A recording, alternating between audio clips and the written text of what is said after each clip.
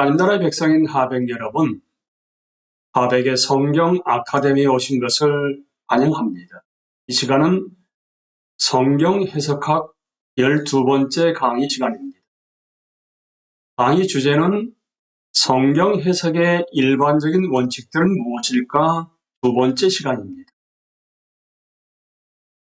성경 해석의 일반적인 원칙들은 무엇일까? 첫 번째 시간에서는 성경 연구에 있어서 묵상적 측면에 좀 더 초점을 두었습니다. 그러니까 기도, 묵상, 순종, 그러니까 기도로 성경을 대하십시오. 성경을 묵상하십시오. 마지막에 순종으로, 순종의 태도로 성경을 읽으십시오. 그러니까 말씀에 순종하겠다는 목적을 가지고 성경을 연구하고 읽으라 하게 됐다 하게 되면 이번 시간에는 성경 해석의 일반적 원칙들 가운데서 기술적 또는 문학적 가이드라인에 대해서 초점을 맞추고 이야기를 나눕니다. 그래서 로버트 폴라먼은 5가지로 구분해서 이야기를 합니다. 읽고 있는 성경의 장르, 문학 양식에 주목하라. 역사적 혹은 문화적 배경에 관한 문제를 인식하라. 문맥을 주목하라. 공동체 안에서 성경을 읽어라. 좀 더 충실한 해석자가 되기 위한 여행을 출발하라. 순으로 이야기를 합니다. 첫 번째, 읽고 있는 성경의 장르에 주목하라. 우리는 공감하는 독자로서 다양한 장르와 그 장르에 동반하는 저자의 가정을 존중하며 성경에 접근할 필요가 있습니다. 그런데 여러분은 잠언 10장 4절 말씀을 읽고서 어떻게 생각하시는지요? 손을 게으르게 놀리는 자는 가난하게 되고 손이 부지런한 자는 부하게 되느니라. 모든 경우에 그럴까요? 얼마든지 예외가 있지 않겠습니까? 손이 부지런하다 하더라도 가난할 수밖에 없는 자들이 있게 되고요. 게으른 자라 하더라도 부모를 잘 만났다 하게 되면 부자일 수가 있습니다. 여기서 우리는 잠언의 장르가 어떠한가를 반드시 먼저 아셔야 합니다. 잠언의 장르는 일반적으로 예외를 인정합니다. 잠언은 지혜로운 충고이지 깨어지지 않는 언약 같은 약속이 아닙니다. 잠언은 우리의 삶을 질서 정연하게 하도록 지혜로운 조언을 주지만 그 대부분은 예외를 가정하고 있습니다. 그래서 읽고 있는 성경의 장르에 주목해야 하는 것입니다. 역사적 내러티브, 서사라는 장르도 역시 많은 저자의 가정들을 포함하는 것인데요. 예를 들어서 사사기 11장 31절 34절을 읽어보시게 되면 내가 암몬 자손에게서 평안히 돌아올 때 누구든지 내 집 문에서 나와서 나를 영접하는 그는 여호와께 돌릴 것이니 내가 그를 번제물로 드리겠나이다 하니라. 누가 했냐면 사사 입다가 그렇게 지금 하나님 앞에서 서원하고 있습니다. 근데 34절을 보시게 되면 입다가 미스바에 있는 자기 집에 이를 때 보라 그의 딸이 소고를 잡고 춤추며 나와서 영접한 이는 그의 무남동네라. 얼마나 놀라운 일입니까? 아마 입다는 자기 집에 있는 가축이 나올 것으로 예상했을 것입니다. 근데 놀랍게도 무남동네인 딸이 나오고 말았습니다. 얼마나 이 문제가 있는 서원이었겠습니까? 그런데 역사적 내러티브에서 저자는 여기에 대해서 아무런 얘기를 안 하고 있습니다. 하지만 사사기 맨 마지막을 읽어봤다 하게 되면 사사기 맨 마지막은 21장 25절인데요. 그때 이스라엘 왕이 없으므로 사람이 각기 자기의 소견에 옳은 대로 행하였더라. 사살하더라도 그런 식으로 합당치 못한 행동을 할 수가 있었다는 것을 일깨워주고 있습니다.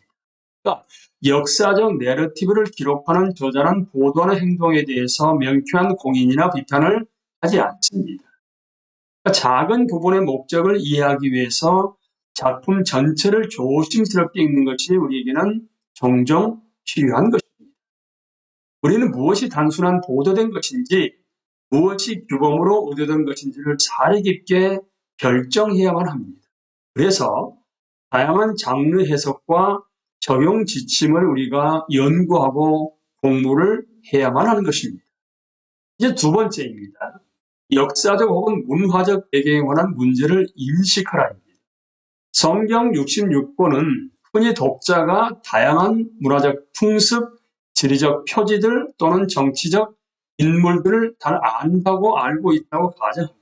왜 그러겠습니까? 그 시대에 그 백성들에게 그 문화에 살고 있는 그 지역에 그리고 그 당시가 누가 그들을 왕으로서 통치해왔냐라든지 사사가 누구이냐라든지 그러니까 독자들은 다 알 수 있게 되겠죠. 어느 역사적 문서를 읽을 때와 마찬가지로 성경의 독자는 배경이 되는 쟁점에 관한 뉘앙스를 알 수 있게 하는 학습 보도물이 필요하게 되는데 그런데 우리는 성경에 쓰여졌을 때 그 당시에 평균의 독자가 아니거든요. 그렇기 때문에 부득불 당시의 배경이 되는 쟁점에 관한 뉘앙스를 알 필요가 분명히 있습니다. 이 뉘앙스를 하게 되면 어떤 말의 표면적 의미 이외에 느껴지는 미묘한 의미나 어감을 얘기하는 것인데 똑같은 말이라 하더라도 시대에 따라서 달라지거든요. 그래서 학습 보조물이 필요한 것입니다. 성경에 익숙한 정도에 따라서 어떤 배경적 문제는 좀 더 또는 좀 덜 명쾌해질 수 있습니다. 여러분들은 6월절이 무엇인지 아십니까? 그렇다게 되면 여러분들은 세례 요한이 예수님을 6월절 어린 양으로 묘사하는 것에 대해서 별로 어려움을 느끼지 않으실 것입니다. 그러니까 요한복음 1장 29절에서 다음날 요한은 예수께서 자기에게 오신 것을 보고 말하였다. 어찌요 세상 죄를 지고 오는 하나님의 어린 양입니다. 6월절 양을 지금 예수님에게 비유해서 얘기를 하고 있는 것입니다. 또한 여러분은 이스라엘이 40년 동안 광야를 헤맨 것을 알고 계십니까? 그렇다게 되면 예수님이 40일 동안 광야에 계시면서 시험을 받으셨지만 죄를 짓지 않으셨다는 것이 좀 더 중요하게 다가올 것입니다. 성경을 더 공부해 나감에 따라서 기본적 문제에 대한 해답을 얻기 위해 주석서나 학습서를 참고할 필요성이 점점 줄어들게 될 것입니다. 그런데 우리는 성경의 배경에 대해서 논할 때 두 가지 중요한 주의사항에 주목해야만 합니다. 첫째, 외부의 역사적, 문화적, 정치적 또는 고고학적 문제에 지나치게 매혹되어서 결국 성경 외의 사소한 것을 알기 위한 출발점으로 사용하게 되는 경우입니다. 그래서 항상 독자인 우리는 이런 질문을 해야 합니다. 성경 저자는 그의 독자가 이 사실을 안다고 가정했을까? 그리고 그의 독자가 안다고 가정했다면 그가 전달하려고 했던 의미를 파악하기 위해서 그 사실은 필요했을까? 이 두 가지 질문에 대해서 대답이 모두 그렇다라고 나온다 하게 되면 그 배경적 문제는 실제로 고려해 볼 만한 가치가 있는 것입니다. 그런데 우리가 성경 본문 배경 문제와 관련해서 피해야 할 두 번째 오류는 배경을 무시하는 것입니다. 본문을 충실하게 이해하고 적용하기 위해서는 저자의 역사적 또는 문화적 가정을 반드시 자각하고 있어야만 합니다. 그러니까 예를 들어서 이스라엘의 역사나 주변국과의 관계에 대해 어느 정도 알지 못하게 되면 12개의 소선지서에 있는 비난을 주변국에 있는 비난을 이해하지 못하게 됩니다. 그래서 여러분들이 혹시 이런 배경에 대해서 스스로 찾아보기가 어렵기 때문에 스터디 바이블이 이미 나와 있습니다. 예를 들어서 존 더번 NIS 스터디 바이블이나 ES 스터디 바이블이 있게 되면 이런 배경적인 지식을 그 스터디 바이블을 통해서 알 수가 있습니다. 이제 문맥을 주목하라고 넘어갑니다. 성경의 어떤 부분이든지 문단, 더 큰 담화, 단위 그리고 책 전체의 문맥 속에서 우리는 성경 본문을 읽어야만 합니다. 그러니까 문학적 문맥과 관계없이 특정 성경 문단이나 절을 해석하고 적용하려는 시도는 사실상 왜곡에 도달할 수밖에 없습니다. 분명히 왜곡시키게 되어 있습니다. 그런데 다양하게도 인기가 있다고 하는 그리스도인 서적들이나 설교에서 성경 구절의 문맥을 무시하는 일을 많이 볼 수가 있습니다. 그와 같은 해석학적 실패의 가장 가슴 아픈 현상 중에 하나는 뭐냐 하게 되면 성경의 권위와 무어에 대해서는 목소리를 높이고 소리쳐 변호하지만 실제로는 되는 대로 설교하게 됨으로써 성경의 권위를 부인하는 설교자들이 너무나 많다는 사실입니다. 얼마나 가슴 아픈 상황입니까? 이제 문맥 없는 본문은 핑계이라는 말이 있게 되는데 문맥을 통해서 저자의 의도를 알지 못하게 되면 설교자는 본문에서 자신의 선입견을 그 본문에 집어넣는 주입 아래는 영향을 띠게 됩니다. 우리는 본문에 단단히 매달릴 때 영감된 저자임으로 돌아가게 됩니다. 그러니까 설교의 능력이다. 성경 공부의 능력은 바로 영감된 본문에 대한 충실성에 달려 있습니다. 아니면은 자기의 선입관을 집어 넣어버리게 되거든요. 그것은 하나님 말씀을 왜곡하는 엄청난 죄를 범하게 되는 것입니다. 이제 공동체 안에서 성경을 읽어라. 우리는 어느덧 개인주의 시대에 살고 있으니까 하나님은 공동체 속에서 함께 살고 예배하며 영적으로 성장하도록 우리를 만드셨다는 사실을 놓칠 수가 있습니다. 그래서 히브리서 기자는 10장 25절에서 모이기를 피하는 어떤 사람들의 습관과 같이 하지 말고 오직 권하여 그날의 가까움을 볼수록 더욱 그리하자라고 우리에게 말씀하고 있습니다.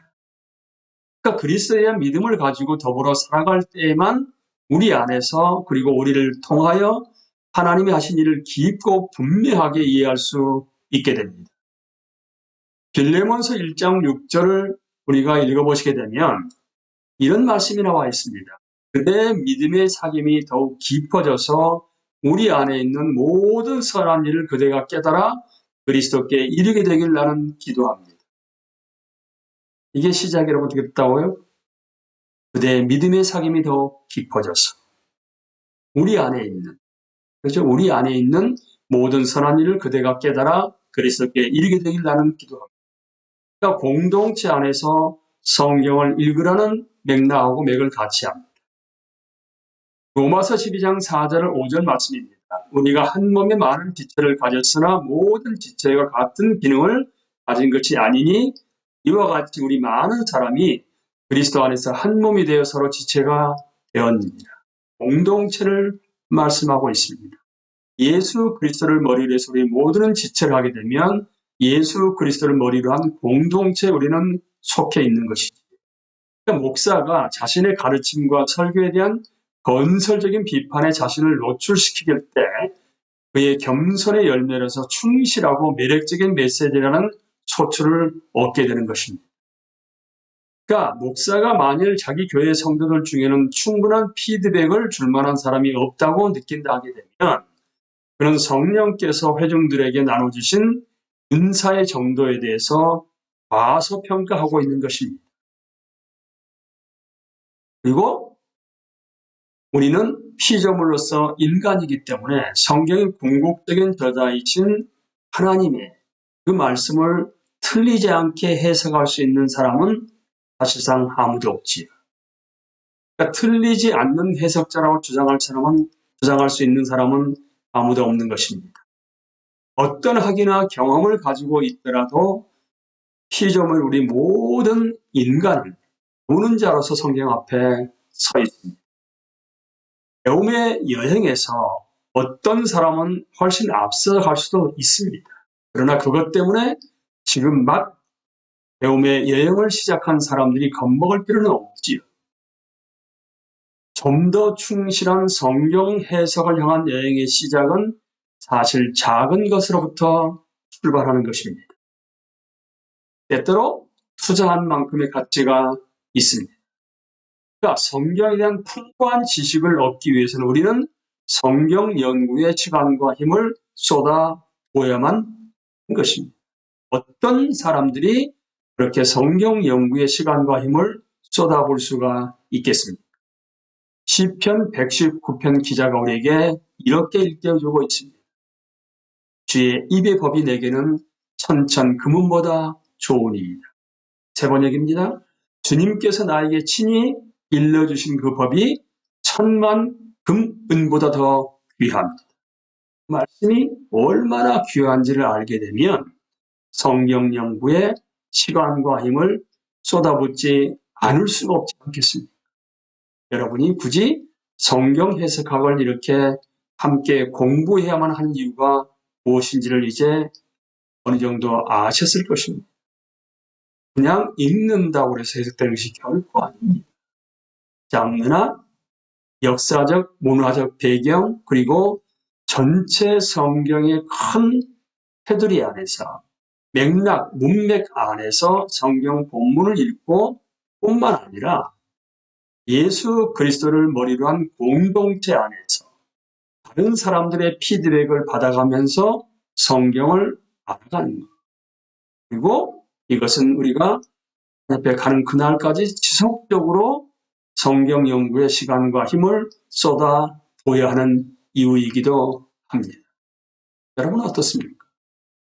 어떻게 앞으로 성경 연구의 시간과 힘을 쏟으시겠습니까?